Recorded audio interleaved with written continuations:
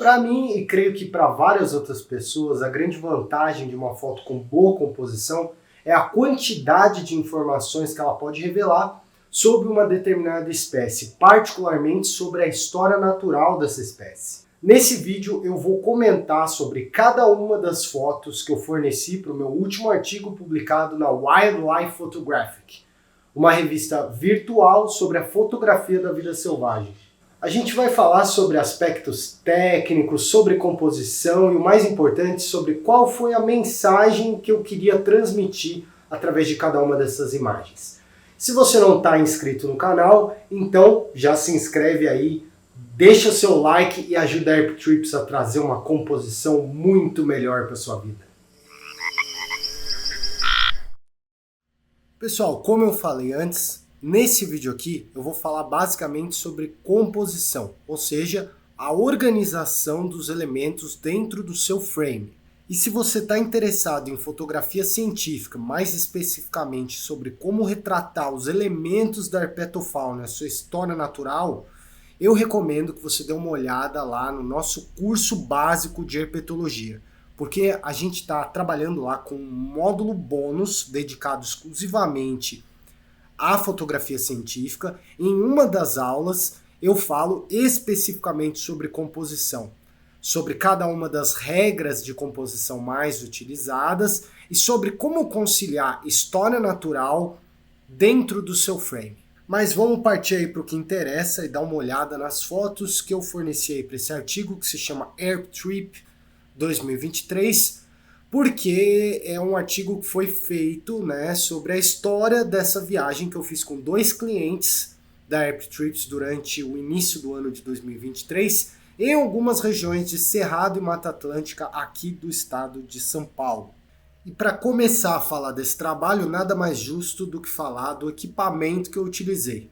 Eu usei aí a minha máquina, uma Nikon D7200, que é uma máquina até um pouco já ultrapassada, antiga, mas que eu considero aí uma máquina bem legal. Eu já uso ela aí desde 2017, quando eu estava aí nos meados do meu doutorado, e para mim ela funciona bem, ela faz o que tem que fazer.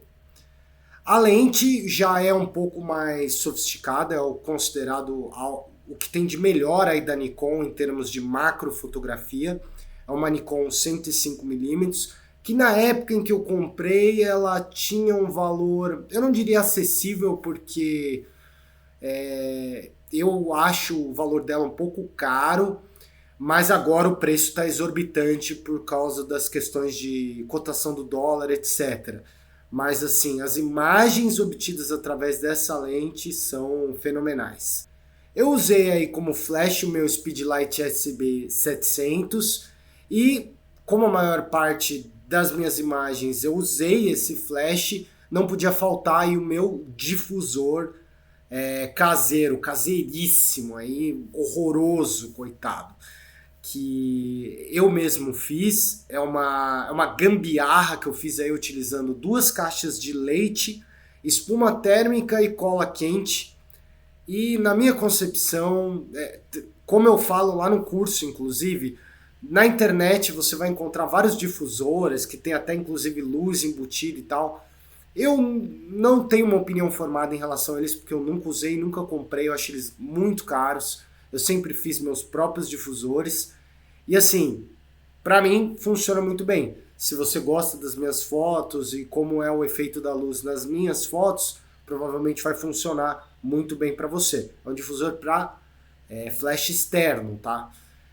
Se você tem flash externo, se você tem interesse de confeccionar um para você também, da mesma forma que eu uso, testar, deixa aí nos comentários que eu ensino a fazer, é muito fácil. Nós começamos aí a nossa aventura pelo Cerrado e já na primeira localidade nós tivemos esse encontro aí bem interessante com esses 2 indivíduos aí se encarando, vamos dizer assim.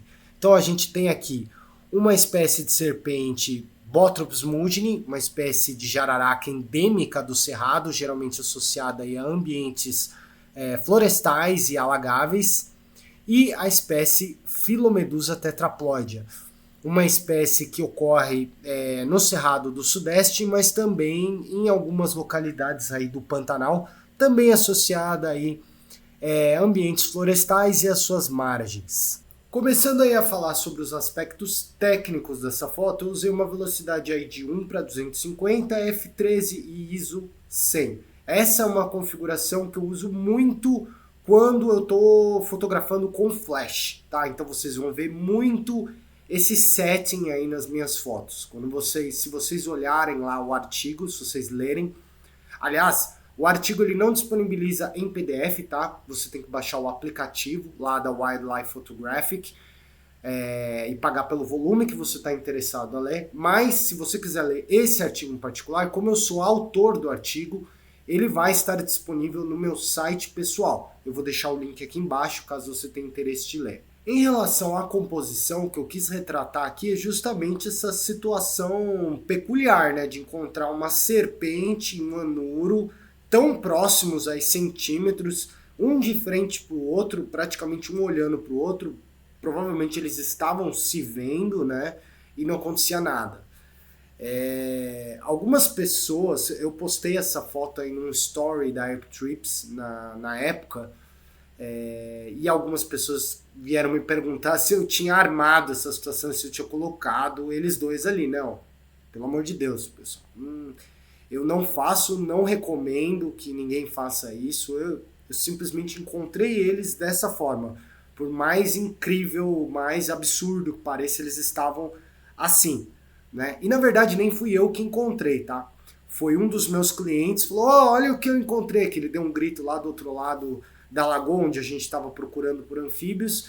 Eles estavam lá, e aí eu tomei todo o cuidado para não incomodar muito eles, para que eles não se movessem, para retratar esse momento. E eu até no artigo especulo um pouco sobre as razões de não acontecer nada, né? De nenhum atacar da serpente não atacar esse anuro, e dele não simplesmente esse anuro aparentemente não está se importando com aquele eventual perigo ali de predação na frente dele, né? Então eu dou uma discutida sobre isso. Obviamente que toda essa discussão é altamente especulativa, não dá para afirmar nada com base em um único registro, mas o que eu quis passar é justamente isso, uma situação bizarra, por assim dizer, peculiar, para fazer as pessoas pensarem, né? Poxa, né? Uma situação em que a gente tem um predador e uma presa em potencial, os dois estão próximos e nada acontece. Então, por que isso acontece? Algo que eu achei que poderia ser melhorado nessa foto é, primeiro, que eu achei que ela ficou um pouquinho mais escura, e eu acho que eu não consegui melhorar muito isso através do pós-processamento, talvez por causa de falta do meu conhecimento em questão de pós-processamento. Então eu acho que ela deveria ter sido melhor tirada, talvez com um ISO um pouquinho maior ou uma velocidade um pouco menor. E eu também acho que eu poderia ter usado uma abertura um pouquinho maior, um pouquinho menor, né? Um F um pouquinho menor e uma abertura um pouquinho maior.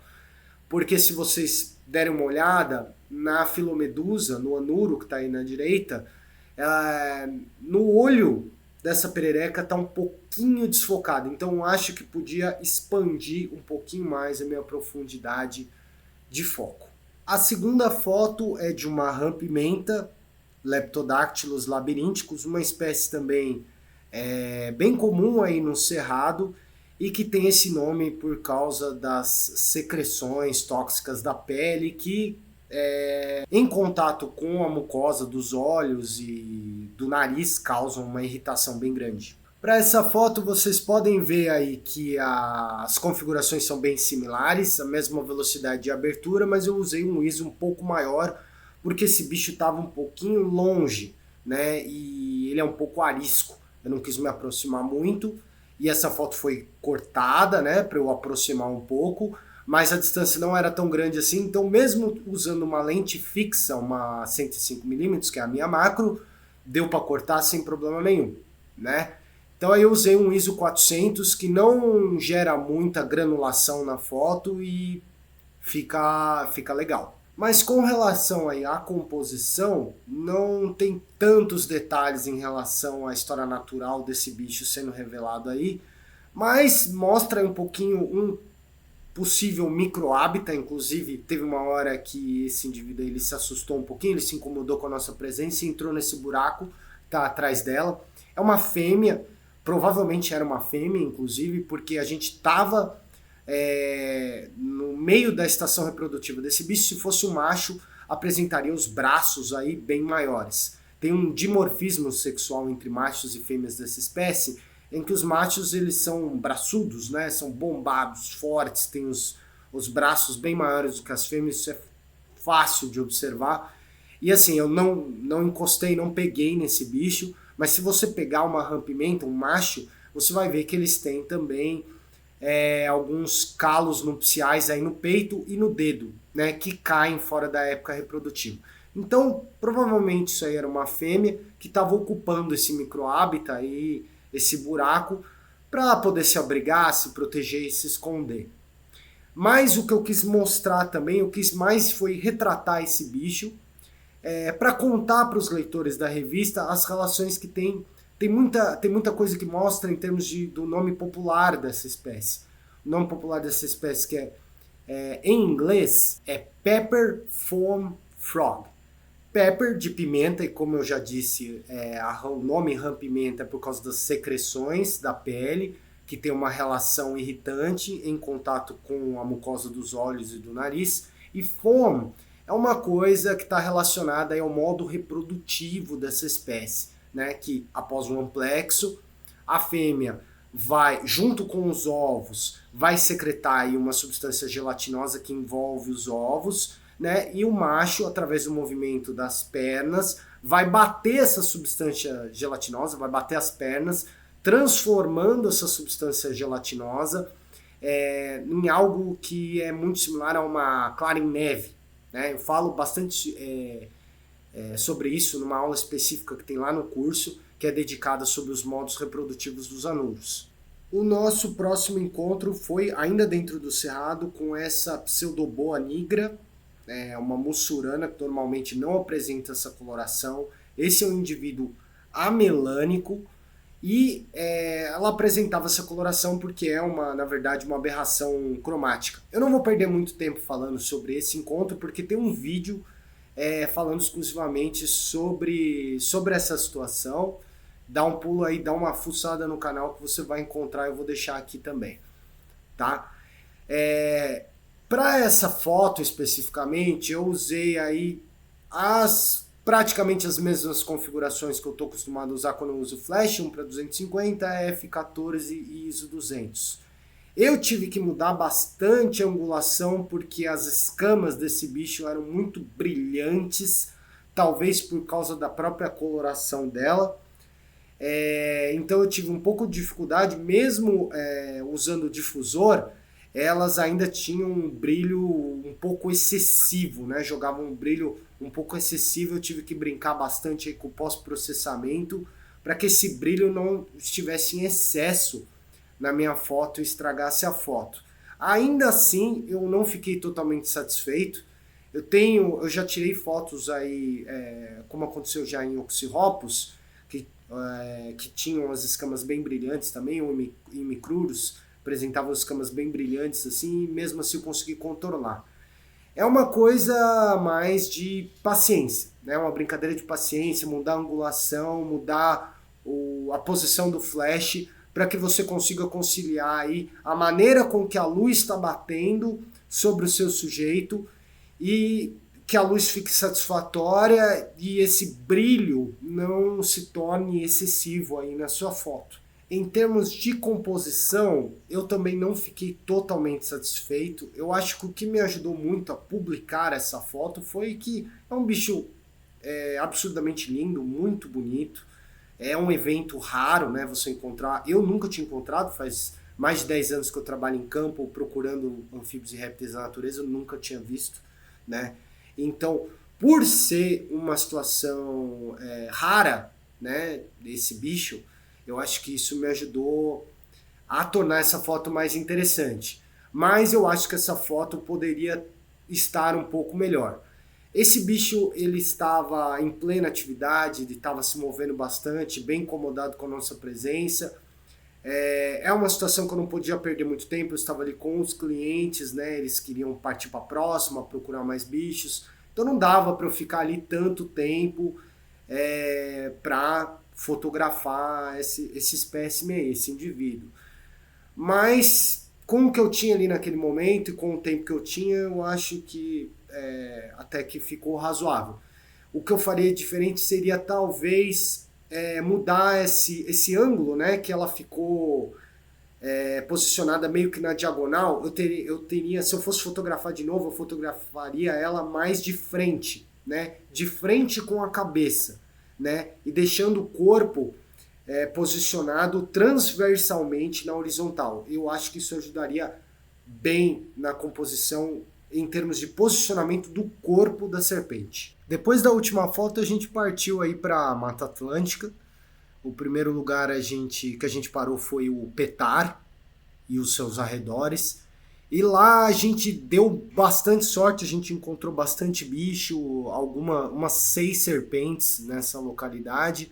Mas o mais legal foi o que os meus clientes chamaram de The Spot, né? Que era um lugar que tinham aí eu não me lembro muito bem agora, mas eram entre 10 e 13 espécies de anuros vocalizando, num local de muito fácil acesso, era uma área perturbada, nas adjacências ali de uma propriedade de um pequeno agricultor, tinha uma pequena área alagada, com alguns galhos, alguns deles secos já, de árvores mortas, em que os bichos ficavam ali empolerados, os machos vocalizando, chamando pelas fêmeas. Então, assim, embora houvessem muitas espécies comuns, a Boana bischoff, uma espécie muito comum na Mata Atlântica, amplamente distribuída, e até por isso muito injustiçada, só porque ela é comum, mas é uma espécie muito bonita.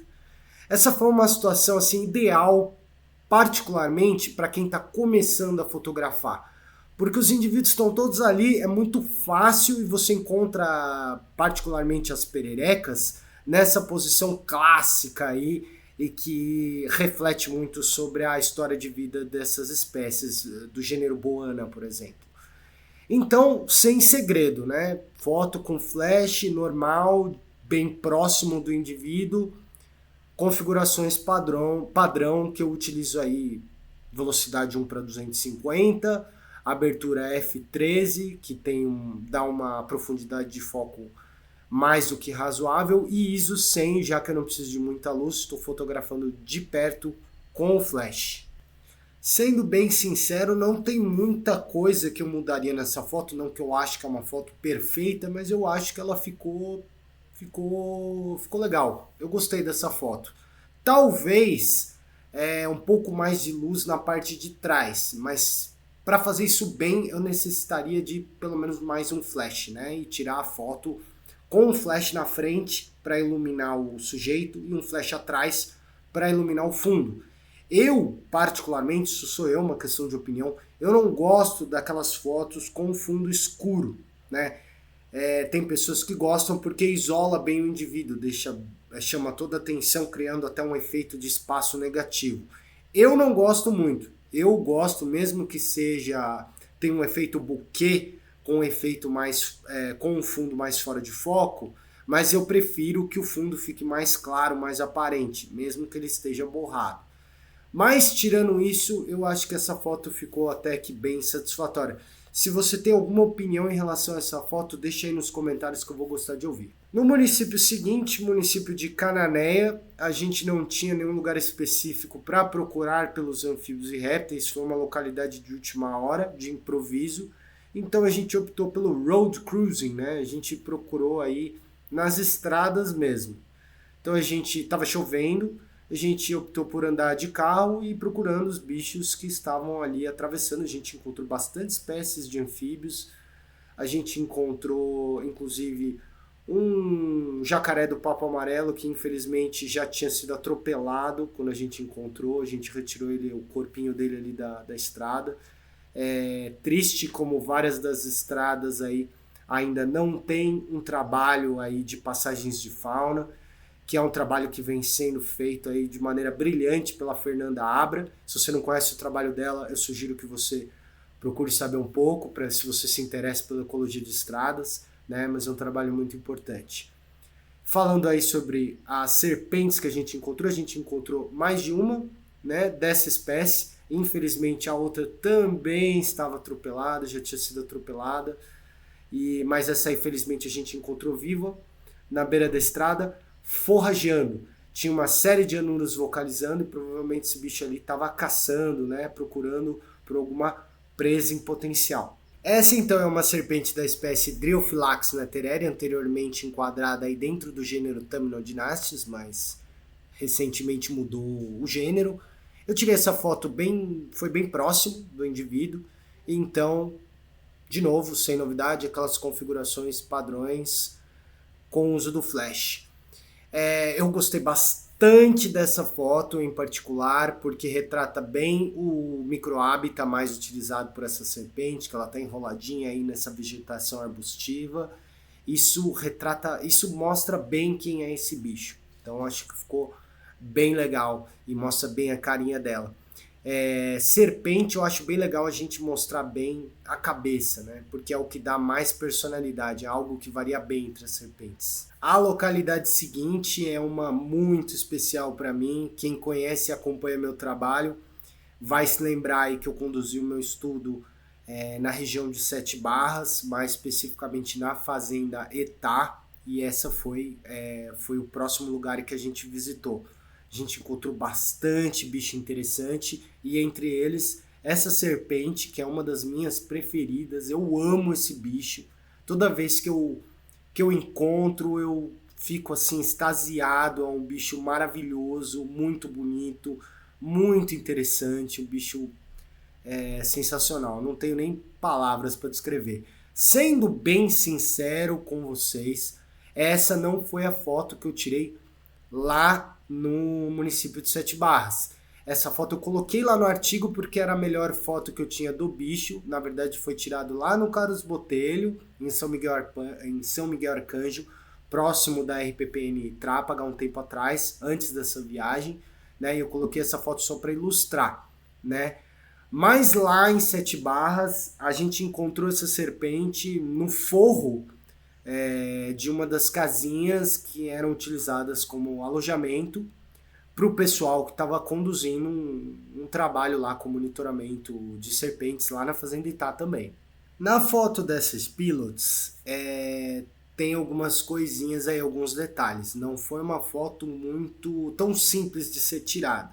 Como foi durante o dia, eu utilizei da luz natural, que também assim dá outra cara para a foto, uma cara muito diferente do que é aquela foto tradicional com flash, que fica bem legal também. Eu não tenho problema nenhum quanto a tirar fotos com flash, eu acho que as fotos podem ficar muito legais com flash, mas quando eu consigo aproveitar a luz natural, fica bem legal. Só às vezes um pouquinho complicadinho, né? Você tem que você pode ver aí que a velocidade do obturador já foi mais baixa para eu poder, porque mesmo tendo a luz natural, eu estava num lugar um pouco sombreado pela vegetação, então a foto iria ficar um pouco escura, ia ficar bem escura se eu utilizasse aquelas configurações das outras fotos de 1 para 250. Então eu fui obrigado a baixar a velocidade, manter as mãos bem firmes para que a foto não ficasse borrada. Uma abertura já também bem maior, um f7.1, perdendo um pouquinho de profundidade de campo, mas não que prejudicasse nada da foto. Todo o corpo que é retratado nessa foto da serpente, ele está bem focado aí. E um ISO um pouquinho mais alto, um ISO 800, mas que também não gerou ruído que afetasse de maneira muito negativa essa foto.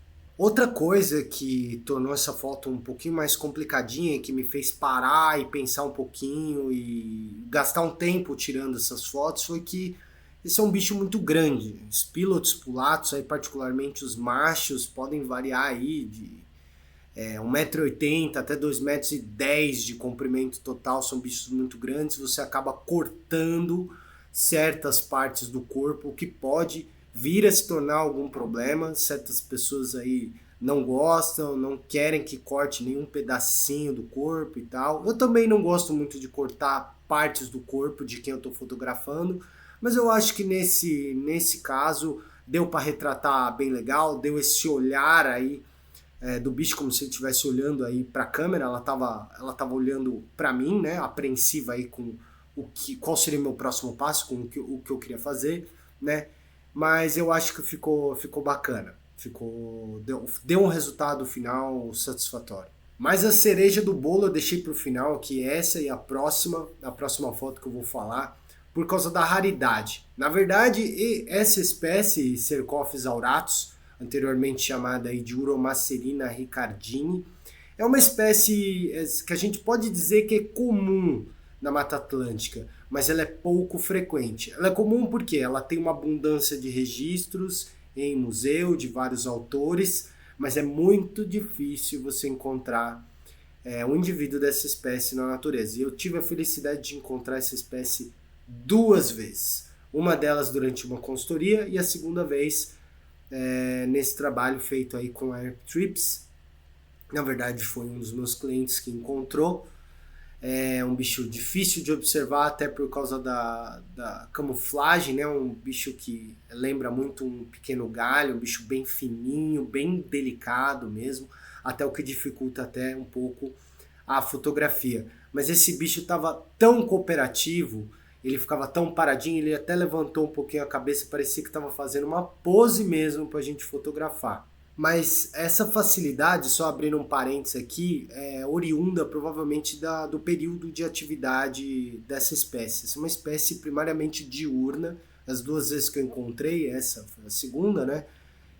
Estava dormindo sobre a vegetação. Então o bicho fica um pouco atordoado ali, o bicho estava dormindo, quando uma pessoa pega e te acorda no meio da noite, você fica meio sem reação, né? Fica meio travado. Então o bicho estava meio travadão e até por isso ela ficou meio paradinha, porque ela não estava em plena atividade, como foi no caso lá da pseudoboa. Então, para nossa facilidade, para nossa felicidade e praticidade, isso facilitou bem na hora da sessão fotográfica. Para essa foto eu usei as mesmas configurações que eu sempre uso para o flash, e em termos de composição eu vou pedir ajuda para vocês, porque assim, talvez pela minha satisfação em fotografar e ver esse bicho, isso tenha dificultado muito em ver quais são os problemas dessa foto. Eu ainda tenho muito que aprender sobre fotografia e às vezes tem certas fotos que eu tenho um limite para conseguir enxergar quais são os problemas e ir além e melhorar, né, em termos técnicos aí essa foto. Essa é uma situação dessa. Então assim, talvez o que pudesse ser melhorado seria em termos de background, de fundo. Eu não sei se talvez esse fundo foi a folha em que a gente encontrou o bicho, então não sei exatamente se isso pode ser tratado como um problema, porque foi exatamente onde a gente encontrou. E eu acredito que o melhor lugar para fotografar uma dada espécie é exatamente o lugar onde ela foi encontrada, porque retrata a história de vida original do bicho.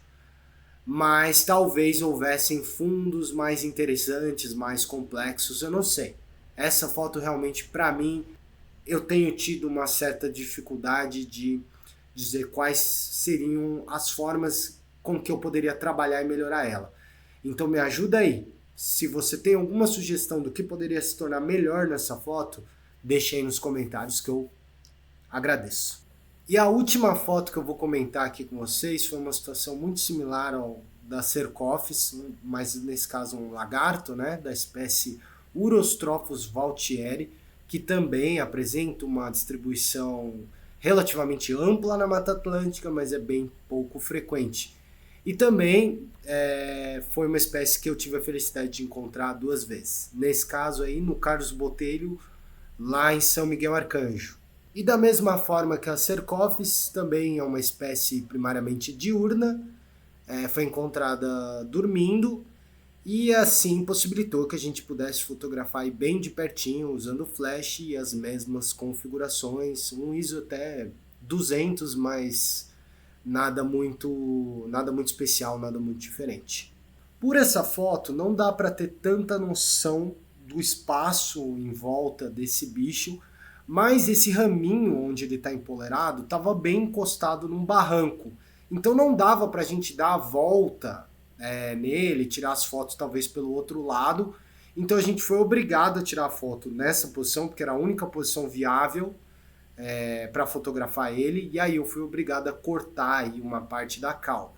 Mas nesse caso, e como eu discuto lá no artigo até, como a parte da cauda fica escondida por detrás das folhas desse ramo, eu acho que isso ajuda a dar uma consertada nisso, dar uma disfarçada nesse recorte que eu fiz da parte do corpo do bicho.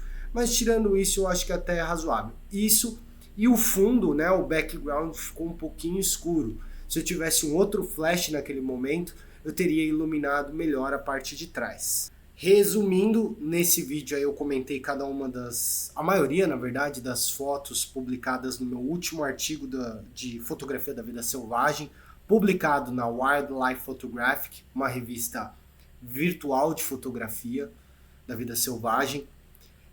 Nesses comentários eu procurei falar sobre as configurações que eu utilizei na câmera para cada uma dessas fotografias e sobre a mensagem que eu quis passar através da composição, como que eu procurei fazer, como que eu procurei organizar os elementos no meu frame. Só lembrando que normalmente a Wildlife Photographic não disponibiliza os seus artigos na forma de PDF. Essa é uma revista paga que só pode ser utilizada através do aplicativo próprio da revista. Mas nesse caso eu estarei disponibilizando o meu artigo por ser autor aqui na descrição, caso você esteja interessado em ler. Como vocês devem ter percebido, esse é um conteúdo que foge um pouquinho da rotina aqui do canal, mas se vocês gostaram desse vídeo, deixem aí nos comentários que a gente faz novos vídeos criticando mais fotos, de repente comentando fotos de outras pessoas que quiserem submeter suas fotografias aqui pra gente avaliar. Deixa aí que a gente faz. E por hoje a gente fica por aqui. Muito obrigado pela atenção e até a próxima.